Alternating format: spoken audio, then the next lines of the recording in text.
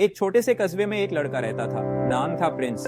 उसके पास ना बड़ी डिग्री थी, ना पैसा और ना ही कोई बड़ी पहचान, लेकिन उसके पास एक चीज थी, सवाल वक्त को लेकर, सवाल अपने अतीत को लेकर, और सबसे बड़ा सवाल, क्या मैं अपने बीते वक्त को बदल सकता हूँ? प्रिंस बचपन से ही एक टाइम मशीन बनाने के सपने देखता था। लोग उसे पागल समझते थे, उसका मजाक उड़ाते थे, लेकिन वो हार नहीं मानता। पुरानी घड़ियां, टूटे कंप्यूटर, रेडियो के पुर्जे, वो हर चीज जोड़कर एक मशीन बना रहा।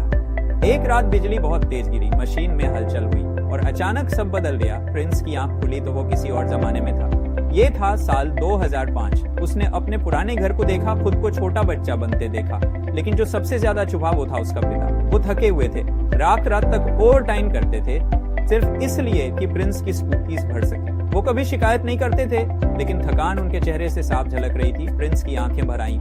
उसने महसूस किया कि बचपन में उसने कभी ये देखा ही नहीं था कि पापा उसके लिए कितनी मेहनत करते थे। अगला पल और भी भारी था। प्रिंस साल 2020 में पहुंचा, कोरोना महामारी का समय। उसने अपनी माँ को देखा। माँ बीमार थी, मगर फिर भी उन्होंने दवा की आखिरी गोली खुद के लिए नहीं, अपने बेटे के लिए बचाकर रखी थी। वो तकलीफ में थी, लेकिन चेहरे पर कोई शिकवा नहीं। प्रिंस की रूह कांप उठी। उसे समझ आया कि माँ बाप सिर्फ प्यार नहीं करते, बल्कि चुपचाप कुर्बानियां देते, जिनकी हमें कभी भनक तक नहीं लगती।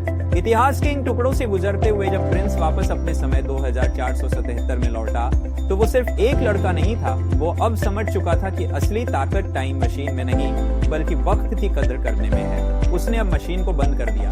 उसने अब खुद को लोगों को बदलने के काम में लगा दिया। वो अब गांव के बच्चों को पढ़ाता है, उन्हें सिखाता है कि बीता हुआ समय लौट कर नहीं आता, लेकिन आज जो तुम करोगे वो तुम्हारा कल बदल सकता है। वो स्पीच देता है, वीडियो बनाता है, लोगों के दिलों में उम्मीद भरता है। उसका आखिरी वाक्य सबके दिलों में उतर जाता है, मैं वक्त से नहीं जीता, लेकिन मैंने वक्त को समझ लिया, यानी आईसीए को समझ लिया, मॉर्मोनियस से डेथ हो गई।